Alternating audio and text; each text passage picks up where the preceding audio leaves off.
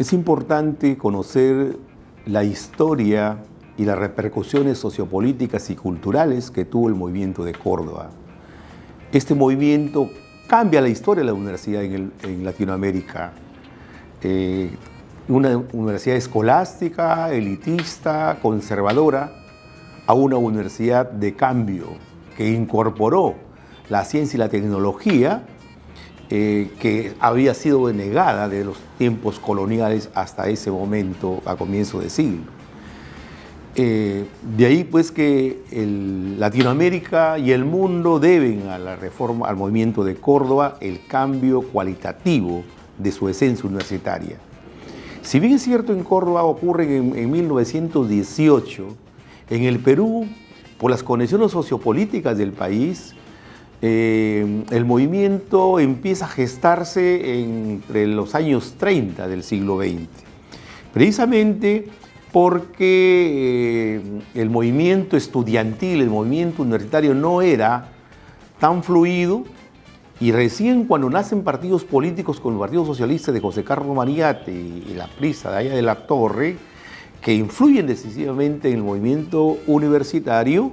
empieza toda una situación de cambio, y este movimiento tiene las mismas similitudes después con el movimiento de Córdoba, agita las mismas reivindicaciones, la misma problemática, las mismas propuestas de cambio universitario. El movimiento de Córdoba tuvo una influencia decisiva en el desarrollo de nuestra universidad, por cuanto de una universidad sin ciencia, sin tecnología, de una universidad sin participación estudiantil, con una casta burocrática que la dirigía, ese movimiento logra que en el gobierno de la universidad participen los sectores no conservadores, los sectores estudiantiles, y que gracias a ellos se consigue la libertad de cátedra, que significaba justamente lo que en el mundo es la libertad de pensamiento. Los actores estudiantiles fundamentalmente y también intelectuales de la universidad, donde plantean el cogobierno universitario como parte fundamental para que el movimiento universitario participe y pueda tener decisión en las propuestas de cambio que se planteaban. Entre ellas, la autonomía universitaria se convertía en el elemento fundamental, entendiendo que si es que no se tenía libertad para crear cursos, escuelas, facultades, incorporación de la tecnología, no podíamos tener la universidad que aspiraba. Los estudiantes, los movimientos concibieron que no podía existir una universidad aislada de la población. De ahí que el propio desarrollo del movimiento universitario, el propio desarrollo de la universidad, tenía que tener correlato en el desarrollo del país. De ahí que la universidad empieza a entregar los mejores dirigentes políticos, autoridades representativas, dirigentes sociales al desarrollo social. Por eso es que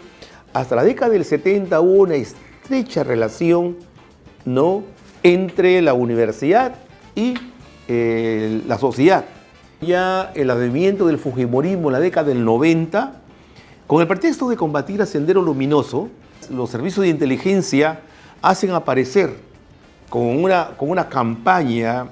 desinformante que los sectores estudiantiles, que las dirigencias estudiantiles que tenían una posición clara de reivindicativa, favorable a la universidad, estaban ligados a Sendero Luminoso.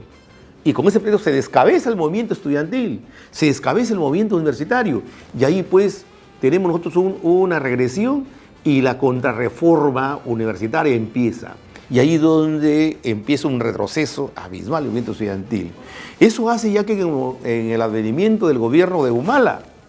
aparezca ya una contrarreforma nítida, clara, y ahí nació justamente la ley